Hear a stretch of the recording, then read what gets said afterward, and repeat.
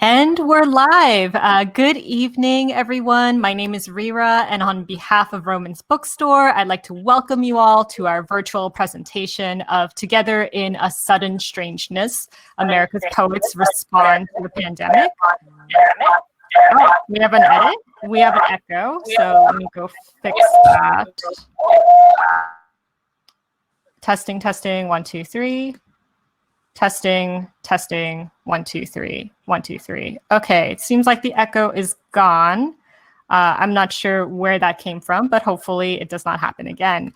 Sorry for the technical difficulty, everyone. But tonight we have the anthology editor, Alice Quinn, along with guest poets, Rex Wilder, Ron Koertge, Tommy Orange, and Tammy Melody Gomez. Before we begin the readings, I do have some quick announcements. If you would like to support our bookstore by purchasing a copy of tonight's book, just click on the green purchase button directly below your viewer's screen. The link will take you to our website where you can complete your purchase. Also, we have an Ask a Question button at the very bottom of the screen for audience questions. So if you would like to ask a question to any of the poets, just send in your questions through there. You can also vote for any questions you'd like, and they will make their way to the top of the list. And we're going to save questions for after all of the poets have read. And let me introduce Alice, and then we can get started. Alice Quinn is the former executive director of the Poetry Society of America. She worked as a poetry editor for The New Yorker for 20 years and as an editor for Knopf for more than 10 years. She also teaches at Columbia University's Graduate School of the Arts and is the editor of Edgar Allan Poe and the Jukebox, Uncollected Poems, Drafts, and Fragments by Elizabeth Bishop. So with that said, I'm going to put Alice on full screen so that she can introduce the book to you all. Thank you so much, Rira. My thanks and all of our thanks to you and the whole team at Vroman's serving the glorious cause of the independent bookshop. I'm grateful for the chance to celebrate some of the splendid poems in this anthology. The title of the book, Together in a Sudden Strangeness, America's Poets Respond to the Pandemic, is drawn from a poem by Pablo Neruda, Keeping Quiet, translated by the Scottish poet and writer Alastair Reid. I read it last February and was struck by its resonance ever more forcefully as we reached mid-March and the growing awareness of how profound this pandemic time was likely to be. For once on the face of the earth, Neruda wrote, let's not speak in any language. Let's stop for 1 second.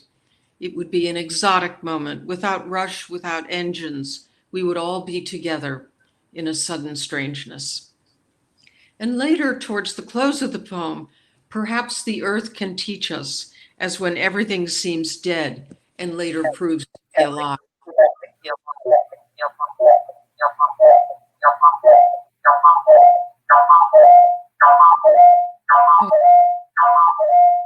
Can you stop that? I just muted everyone else, so hopefully the echo does not come back. But yes. Thank you, Rira, so much. Well, I wanted to thank David Quinn, founder and prime mover of the literary agent Avitas, for suggesting this book to me. Avitas means the time through which a person is living or a thing lasts, and couldn't really be more uncannily appropriate for this anthology. Last spring on March 26th, I reached out to 125 poets whose addresses I had at hand, asking them to, in turn, put me in touch with others. And within a biblical 40 days, we had 85 poems. The second phase of this time of Black Lives Matter and an intensified reckoning with so many of the subjects in the earlier group of poems is reflected in 22 poems added to the book last summer for this hardcover edition, including such now iconic poems as Claudia Rankine's Weather and Jericho Brown's Say Thank You, Say I'm Sorry, with the lines, I'd like us to rethink what it is to be a nation, both poems that appeared in the New York Times Magazine section. The poems in this book are by poets A to Z, from Julia Alvarez to Matthew Zabruder. Julia's poem, How Will This Pandemic Affect Poetry, launches the book as it will launch tonight's event, read by Tammy Melody Gomez. In the book, there are 2 poems by doctors, John Ockrent and Amit Majmudar, poems by 2 couples, Dee Dee and Major Jackson and Daniel Chapman and her husband, Christian Wyman, poems by 3 poets with the surname Phillips and 2 with the name Warren, Noah Warren and Rosanna Warren, poems by parents to children and by children to parents present and gone. There are prose poems, sonnets, a villanelle, and a poem entitled Vallejo by Tomás Q. Marin, which will be read tonight by Ron Koertge, a poem that begins, "You can't just sneeze anywhere anymore," and that ends nimbly and touchingly with a reference to the cow jumped over the moon. The poems range widely in mood, tone, subject, artistic style, and the whole is so hugely and naturally diverse. I was so impressed and am now and always will be by how robust our poetry is right now. Now I'm going to welcome the 4 poets with us at Vroman's virtually tonight to give you a sense of the breadth and rich rewards of the poems I was honored to gather for this collection. We'll start with Tammy Melody Gomez, who is a Texas-based poet and performing artist who, she wrote, has lost track of the number of Zoom meetings and webinars she's attended during the COVID-19 pandemic, but she is certain that she's sheltering in place with precisely 7 cats. I owe the inclusion of her poem in the anthology to the spectacular writer Sandra Cisneros, who put us in touch. Welcome, Tammy.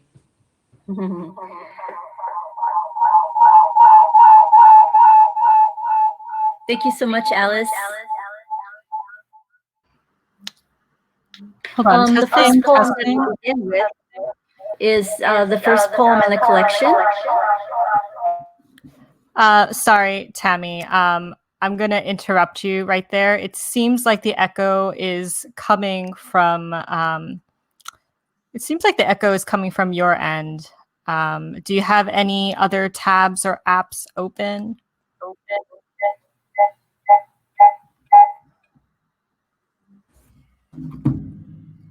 Hold on, sorry folks, let me test this out again. Testing, 1, 2, 3, 1, 2, 3. Is there an echo? Echo? Okay, no, all right. Yeah, let me say the title again. Yeah, I fixed it, thank you. How Will This Pandemic Affect Poetry by Julia Alvarez. Will the lines be 6 feet apart? Will these hexameters be heroic like Homer's? Will each word have to be masked? Will there be poetry insecurity? Will there be enough poetry to go around? Will poems be our preferred form of travel? Will we undertake odysseys searching for Ithacas inside us? Will poetry go viral?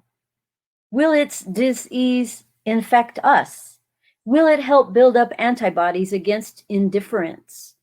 Will poems be the only safe spaces where we can gather together, enter their immense silences, see snakes slithering inside cistinas, listen to nightingales singing on the boughs of odes? Hark, a lark in the terza rima, a hawk in a haiku. What if only poetry will see us through? What if this poem is the vaccine already working inside you? Thank you to Julia Alvarez for that selection. One that I chose to share tonight is kind of reflective of my opening ears to the thoughts and ideas and requests of people in the medical establishment who are first responders and on the front line working to help save lives during this pandemic. This poem is by Amit Majmudar, and it's titled "An American Nurse Foresees Her Death I stepped out of a kill zone shaped like a bedroom, then went home to sleep in my garage. This hand that sponged the fever off a body waves at my kids through the living room window. I text my husband through a weeping wall.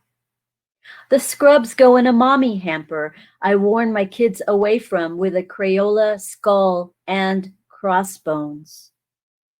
The face on the laptop doesn't let on how the knuckles, sanitized raw, bleed in blue gloves. And lunch is an apple between codes. When the shift ends, if it ever ends, I ghost the perimeter of my own life and set the alarm for 4:30 in the morning. The virus doesn't want me working. The virus wants to grant me days of rest, a bed of my own in a kill zone shaped like a break room. Nurses I know are nursing nurses through the never-ending fevers ending them. That will be me soon, one or the other, or one then the other. At sign out last Friday, we didn't say bed numbers. We said first names.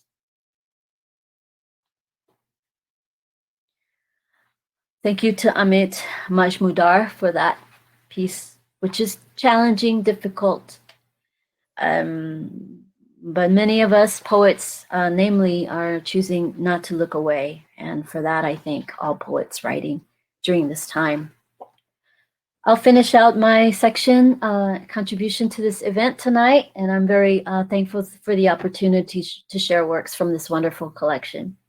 The piece that I contributed is titled Easter Sunday Poem, and I wrote it on the day after Easter Sunday because I wasn't sure on Easter Sunday how the scenario would end. So the very ending of the poem happened Monday, and that's when I wrote the poem. There are a lot of narratives and scenarios midway through, maybe towards the ending chapters, reflecting what we're going through in the pandemic in our lives this year. And I hope that we stay tuned for the endings of our stories, however they go. May we be the ones who manifest meaning, and definitely we are the ones who document as poets. Easter Sunday poem. According to my plan, I did indeed bike to Mama's home on Easter Sunday, yesterday. We chatted from a distance, she at her front door, me on St. Augustine lawn. Our Easter Sunday family gathering in the year of COVID without a table or a meal. From my day pack, I brought out an empty shell with cut paper filling, a hand-painted cascaron, confetti egg, and gently placed it, one lone one, on her porch and stepped away. I won't mind if you leave it there, or maybe just smash it with your shoe, I told her.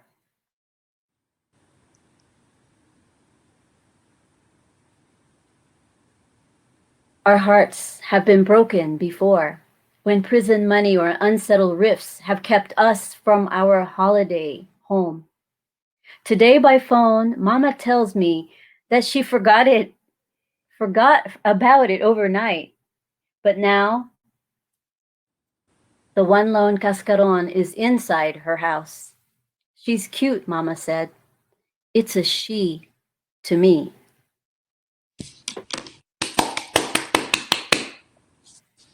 I think that cascaron is a stand-in for me. The virtual Tammy in her home. Thank you very much. Thank you, Tammy. That was great, really great.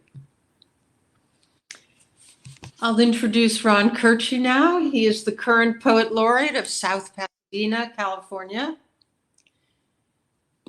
and the poet who recommended Vromans to me. His most recent book, is Yellow Moving Van from the University of Pittsburgh Press. Welcome, Ron. Thank you, Alice. I'm going to start with a quotation from a poet that, not in the book, of course, a man whose name you might not remember, David Ignatow. And he wrote once, "My avocation is to stay alive. My vocation is to write about it." And that's what we're all doing and have been doing. I'm going to begin from this anthology with the Billy Collins poem. This poem is short, lyrical as Billy can be, and takes us back to the beginning of the pandemic when we didn't know what to do with ourselves. The first month or so, all we were was frightened, and so we hunkered down. It has a terrific 4-syllable title, Sequestration. No one's going anywhere, and they say it's like this all over the rooftops and quarters of the world. Whenever a doorbell buzzes, a man and a woman freeze in place. No one wants to touch the package left on the welcome mat. Sometimes she'll get up from reading everyone's horoscope to have a look in the pantry. Or he will draw back a curtain and see a man below on the street vanishing around a corner. Mostly, there's nothing to do. They sit in separate rooms, guarding their own lives, 2 pilot lights flickering where their hearts used to beat. Thanks, Ron. The second poem is the one that Alice referred to, Vallejo, by Tomas Morin. This is the city poem, kind of an out and about poem. Begins with him and his young son. The boy's in a stroller. He's on the street. I don't know how many urban poems there are. There are lots. I don't know who your favorite urban poem might be. Frank O'Hara, maybe, or someone as different as Charles Reznikoff, who has a terrific long poem about New York autobiography, I think it's called. But I can't imagine a poem more warm and inviting than Tomas's poem called Vallejo. Beginning, "You can't just sneeze anywhere anymore. I was pushing you in the stroller when the sidewalk ended like a roll of floss. I crossed the street and the old woman walking her Jack Russell said, 'Oh, you don't need to cross.' If she'd heard one of my monstrous sneezes, followed by your mama saying, 'Vallejo,' would she have thought it also sounded like I was saying the name of the poet? I swear, he looks like a young Abraham Lincoln in the sketches of Picasso.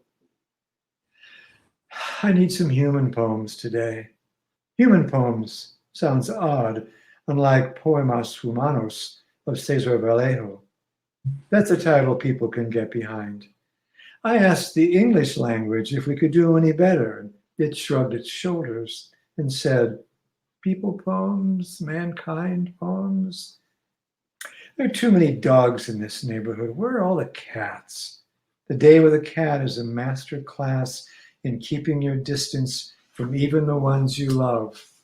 My cat was 19 years, 10 months, and 3 days old when she died. At least that's the story I tell, since really all I ever knew was the birth date of her 2 kittens. She'd be aces at all this stay home, wash your hands off in business. I wish she was still here so I could show her the video of the swans and the dolphins swimming in the canals of Venice. Sure, a smarty-arty proved they were fake. I guess for some people, only real hope has value during an apocalypse.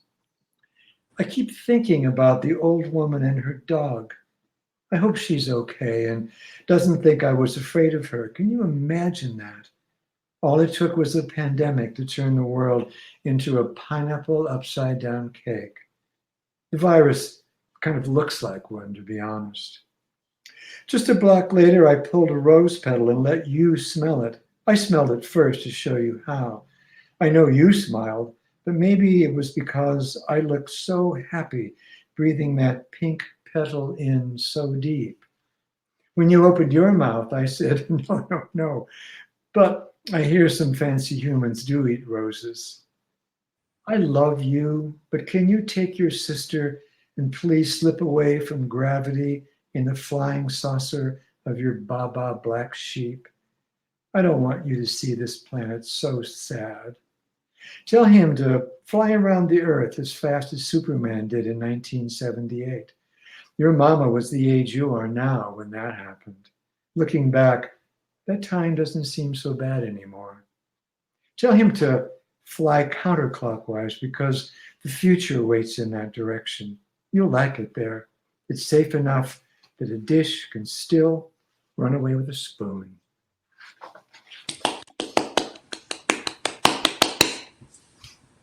And finally, my poem, the last in this trifecta.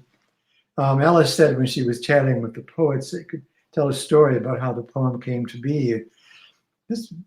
How this poem came to be is pretty much in the poem.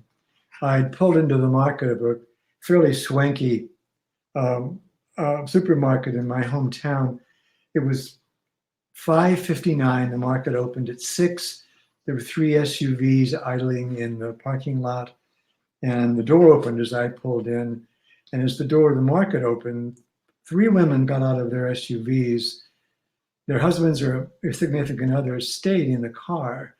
The door opened, I followed them in, and when we got inside, we were greeted with music from our generation.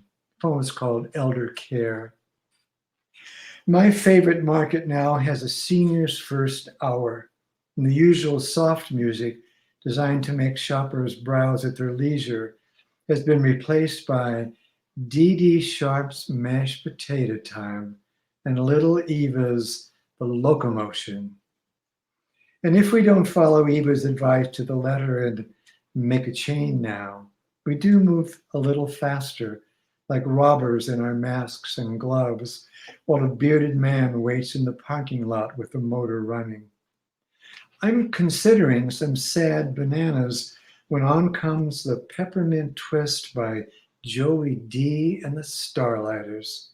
Some of us start to smile. We sway above our sturdy shoes. We inch closer with our carts just a little in case somebody, even under the circumstances, wants to forget why we're here and dance.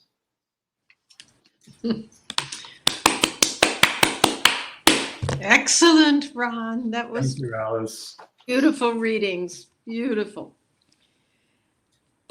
I'm going to welcome Tommy Orange now, whose debut novel, There was a finalist for the Pulitzer Prize in fiction. He is an enrolled member of the Cheyenne and Arapaho tribes of Oklahoma and was born and raised in Oakland. Tommy's going to surprise me with his choice of poems by others, and he's going to read his own very powerful poem, Aftermaths. Please welcome him. Thank you, Alice.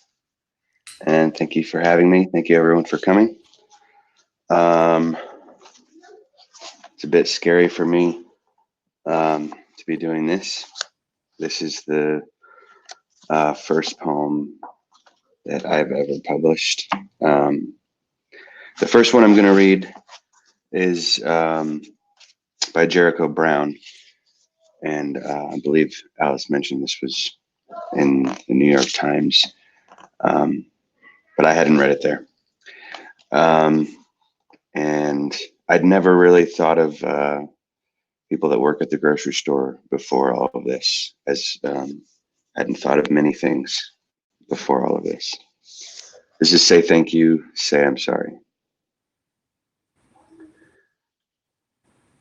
I don't know whose side you're on, but I'm here for the people who work in grocery stores that glow in the morning and close down for deep cleaning at night, right up the street and in cities I mispronounce, in towns too tiny for my big black car to quit, and in every wide corner of Kansas where going to school means at least one field trip to a slaughterhouse.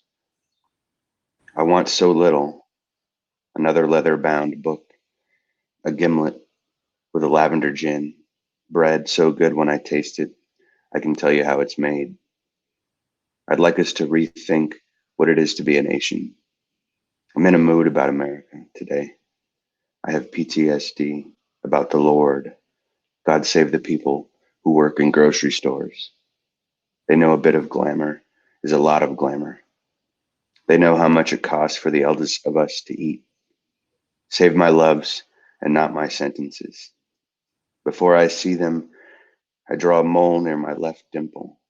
Add flair to the smile they can't see behind my mask. I grin or lie, or maybe I wear the mouth of a beast. I eat wild animals, while some of us grow up knowing what gnocchi is. The people who work at the grocery store don't care. They say thank you. They say sorry. We don't sell motor oil anymore, with a grief so thick you could touch it. Go on, touch it. It is early. It is late. They have washed their hands. They have washed their hands for you. And they take the bus home. That was Jericho Brown's Say Thank You, Say I'm Sorry. The other one I'm going to read is by Carl Phillips. It's called Sing a Darkness. I feel like in a lot of Carl Phillips's poems, as if a fog lifts at some point in reading it. And happens in this poem as well, but in a different way.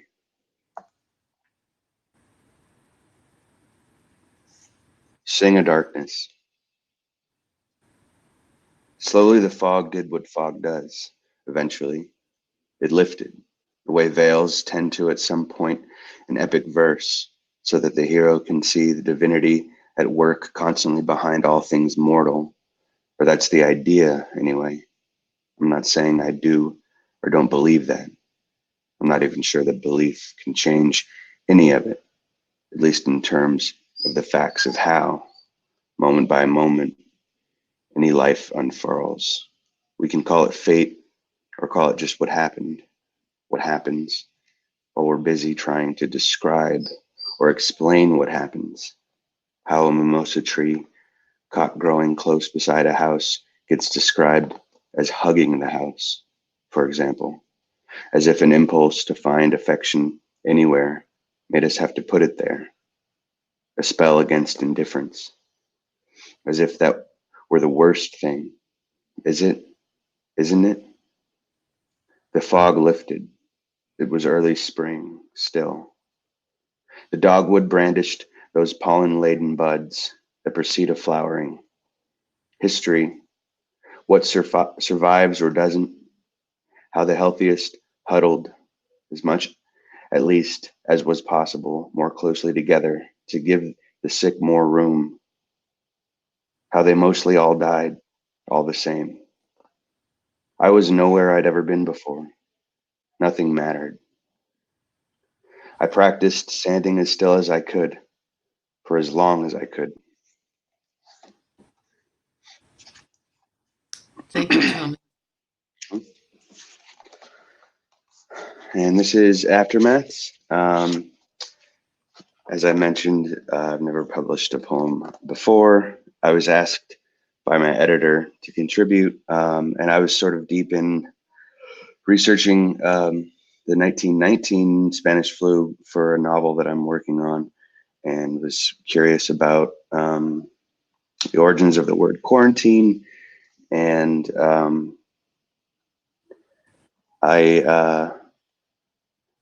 it feels like it came out of the research, the feeling, and then also, you know, all the novelty around the beginning of getting used to the this new way of life. And a ditched part of the new thing that I'm working on had to do with the origins of the word aftermath. And that also went into the creation of this. Aftermaths.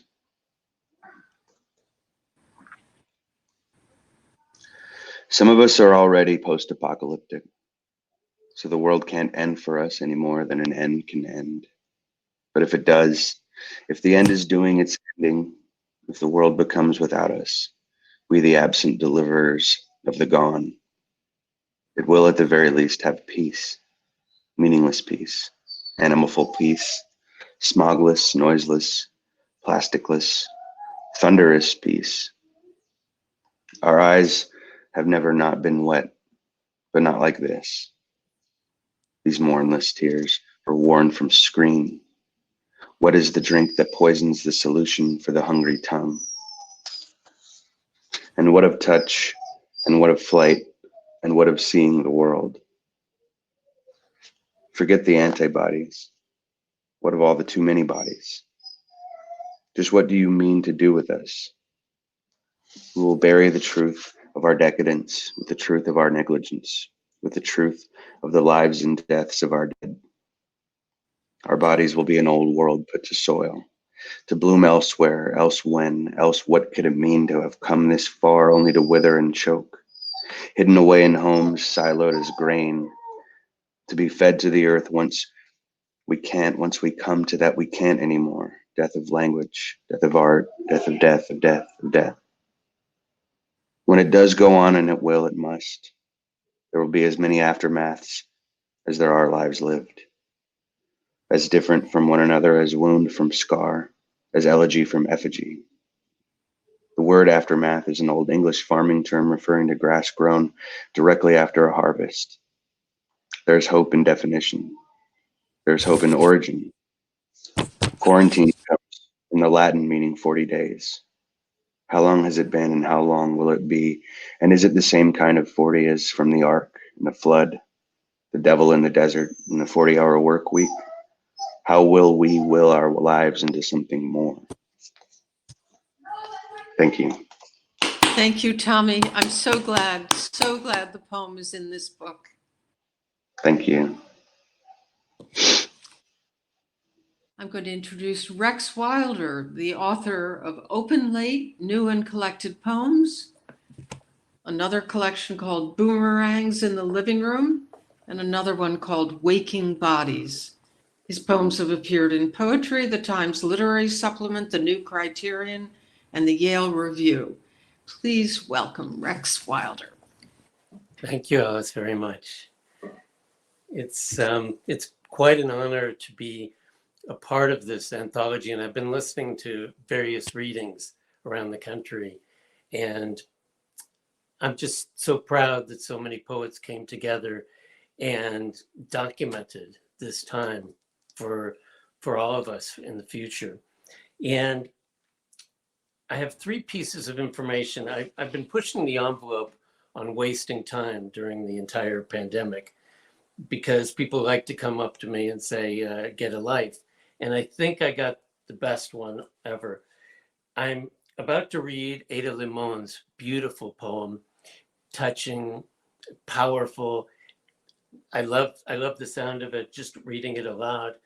And she repeats the word enough a lot. And so I discovered for all of you, and this is also in honor of Billy Collins, who gives a lot of nonsense on his broadcast for all who've seen him. But I was playing with the word fun. Can people see it, or is it backwards? No, we can. All right. Well, this is somebody that spends too much time. The opposite of fun is enough. All right. So with that, I'm going to read one of the most touching poems that I've read. And it's an honor to cover Ada and to cover Carol Muskie Dukes tonight. This is called The End of Poetry. And I first read it in the New Yorker. Enough of osseous and chickadee and sunflower and snowshoes, maple and seeds, samara and shoot. Enough chiaroscuro, enough of thus and prophecy, and the stoic farmer and faith in our Father and 'tis of thee. Enough of bosom and bud, skin and God not forgetting, and star bodies and frozen birds. Enough of the will to go on and not go on, or how a certain light does a certain thing. Enough of the kneeling and the rising and the looking inward and the looking up. Enough of the gun, the drama, and the acquaintance's suicide, the long-lost letter on the dresser. Enough of the longing and the ego and the obliteration of ego. Enough of the mother and the child and the father and the child. And enough of the pointing to the world, weary and desperate. Enough of the brutal and the border. Enough of can you see me? Can you hear me? Enough I am human. Enough I am alone and I am desperate. Enough of the animals saving me. Enough of the high water. Enough sorrow. Enough of the air and its ease. I am asking you to touch me. That's by Ada Limon. Beautiful poem.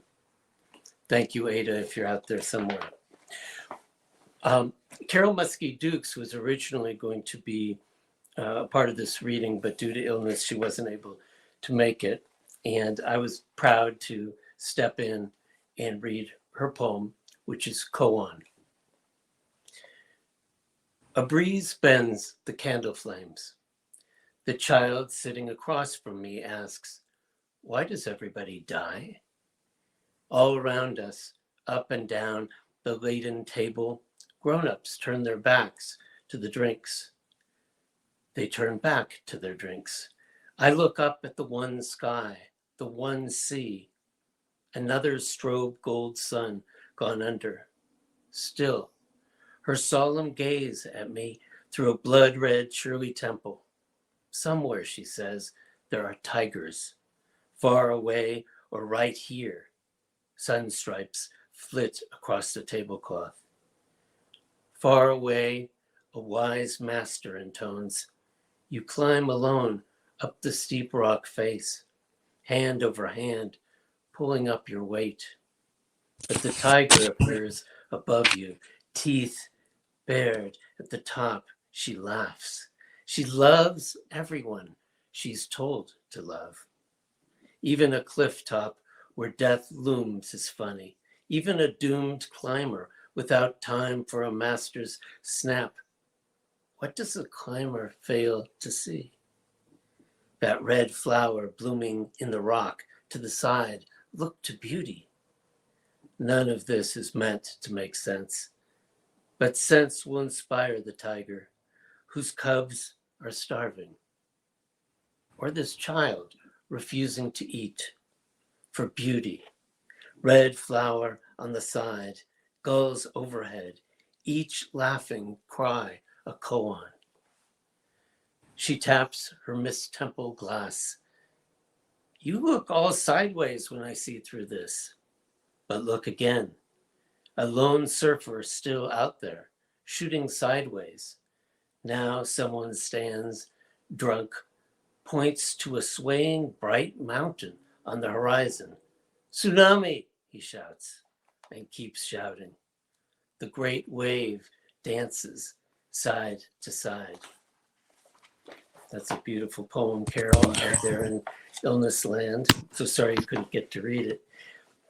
One of the things that brought, I think Ron and I first started talking about this reading was bringing the West Coast perspective to these poems. And I think a good introduction is Carol talking about the lone surfer out there and talking about the sky over Southern California. And before I start my poem, I also wasted time looking up how many times the word breath or breathing appeared in here, which is 25 times. Touch or touching or touched, 19 times. Hold and holding, 18 times. And it became very clear that we were all thinking about the same thing. How odd when we really need to hold each other most closely, when we need each other, when we need to touch, when we need to breathe, when we need to kiss, we're not allowed to. It's dangerous. And this poem, Canal Nocturne, which I wrote when I was walking through the Venice canals where I lived until this very day. I just moved. I'm very sad.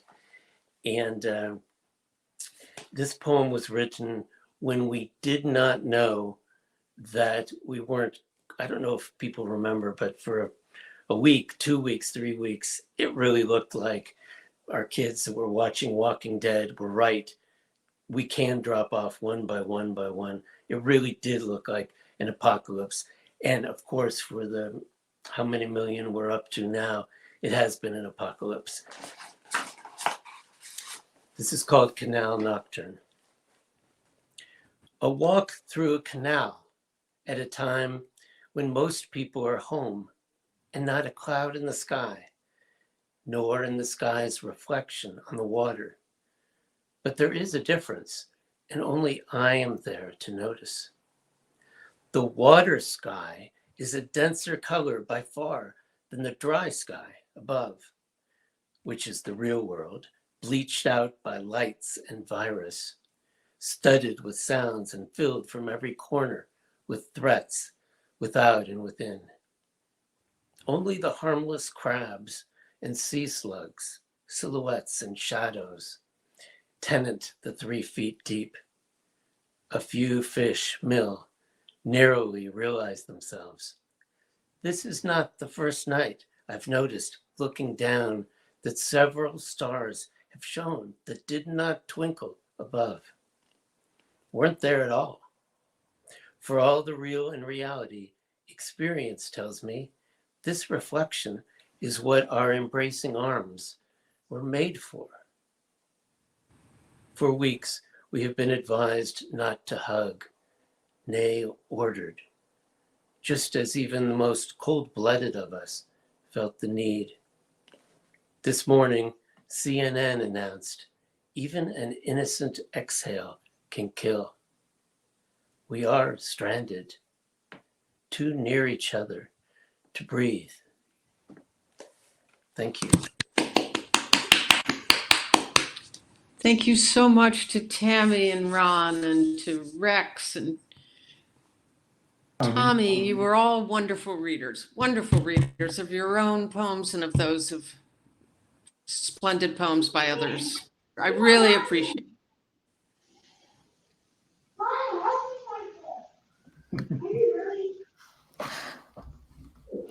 Who are we hearing? Let me bring everyone back. Okay, let me bring Tammy back.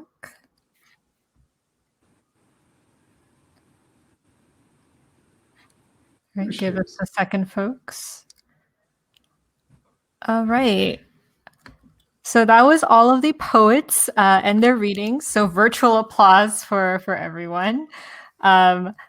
So if you have any questions for our poets, please use the Ask a Question feature at the bottom of the screen. We did get a few, so let me go through those. And the first one is, what advice would the poets give to those of us who have still yet to publish in print?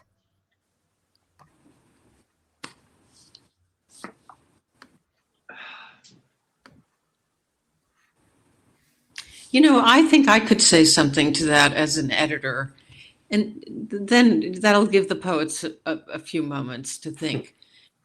You know, I think the most important thing when you're starting out is to find magazines that publish work that you yourself appreciate. Because I truly believe in those lines of sensibility, that it makes no sense to send your poems to a magazine that publishes poems you don't like.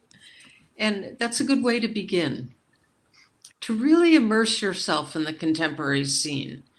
And it's very broad.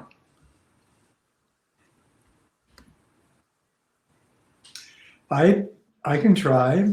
My advice is to write something every day of the year. 365 days, you write something. It doesn't have to be good, but you've got to put your pen on the paper or your fingers on the keyboard and turn something out. I would agree with Ron, very much so.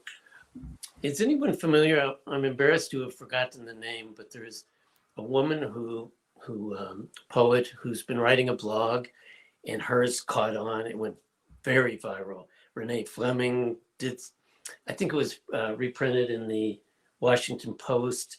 Does anyone You know, remember the last poem in the anthology is to Rupi Kaur. It wasn't Rupi, but anyways, Was it? I Is it I'm trying Catherine to- Cohen? Hmm? Is it Catherine Cohen? No, I'll find it.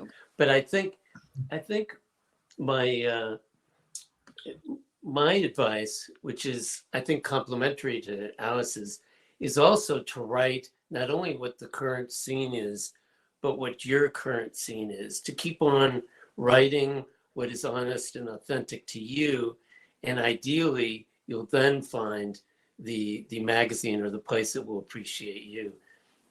I'm thinking of I was friends with Tony Bennett a long time ago, and he had been fired by everyone because he was so unhip when he was about 50 or 45.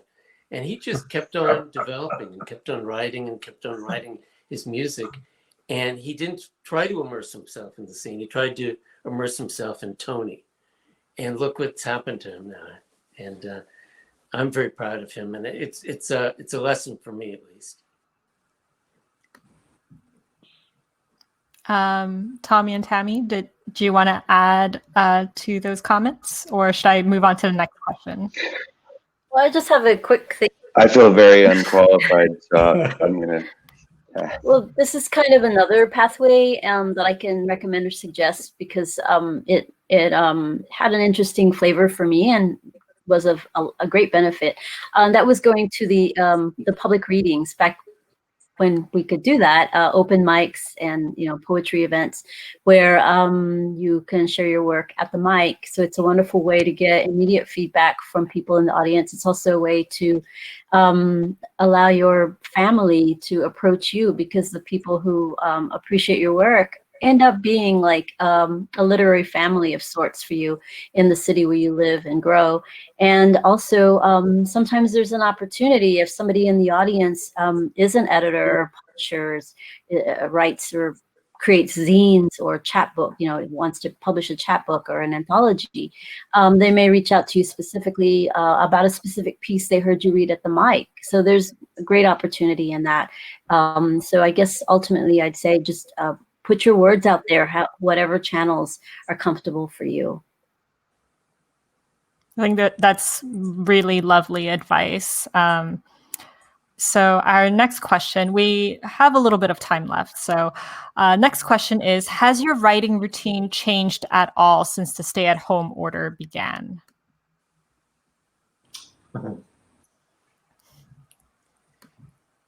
Alice, I think it's time to mention Hermit Joy that you Oh, yes. I think a lot of poets have been writing a lot, and I know I've enjoyed it. I've been writing a lot, and my girlfriend has taken advantage, and she says, I want a love poem every day. And so, but I've had time and inspiration. Has it been more or less the same for all of you? I write a little more. I used to write 3 hours in the morning, and then I would go to the racetrack in the afternoon. Now there's no racetrack, alas. So I write in the afternoon. I look at the sometimes awful things I've written in the morning, cross my fingers, and hope they've gotten better after a few hours of aging.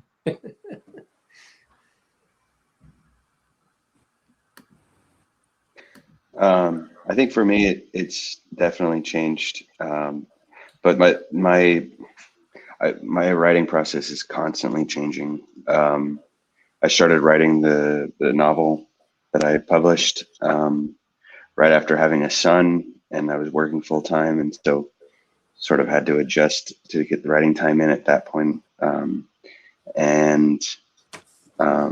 Writing in an MFA, my writing process changed, and going on a book tour changed my writing process. A lot of hotel and airplane writing. So I feel like I've learned to adapt, and so for this, I've learned to adapt to what this means, and some of that is being distracted by the news and what it feels like to be living in this time, and that has been a challenge. But I've kept at it. and have done my best to adapt to what it means this time.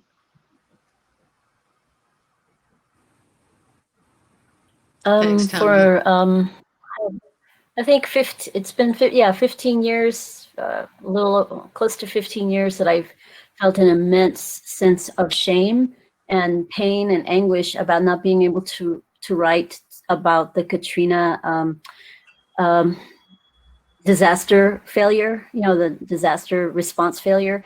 And I have had a lot of shame about that I couldn't write about it because it was so overwhelming emotionally, cumbersome and complicated. And I think I wrote one poem, and it was about Café du Monde, and it was so shallow and insipid. And I'm just, so I know that pain so deeply. I thought, now that this is happening, I'm not gonna let myself be silent this time.